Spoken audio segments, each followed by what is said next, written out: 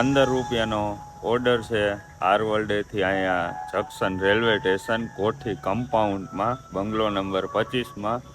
હવે અહીંયા 25 વાળા એમ કહે છે કે આ અમારો ઓર્ડર નથી. આપણો કેટલો ટાઈમ બગડે છે એ જોઈ લે.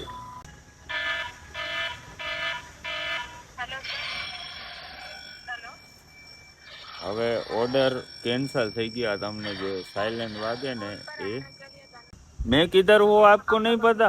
हेलो अच्छा कोई बात नहीं, आपकी भी कंप्लेंट होगी, मेरे पास सब कुछ रिकॉर्ड है, कोई बात नहीं. आपको नहीं पता है ना मैं कहाँ खड़ा हूँ. हेलो क्या मैं आपके कार को कुछ समय के लिए होल्ड पर रख सकता हूँ क्या? मेरे प्रश्न का आप जवाब नहीं दे रहे हो. रिक्वेस्ट करता हूँ कि तो आप डिस्कनेक्ट ना करें. मैं आप मेरे प्रश्न का जवाब ही नहीं दे रहे हो. आप कस्टमर लोकेशन पे है सर, मैं तो मालूम. आप ऐसे बोल रहे हो कि मेरे को नहीं पता आप कहाँ पे हो.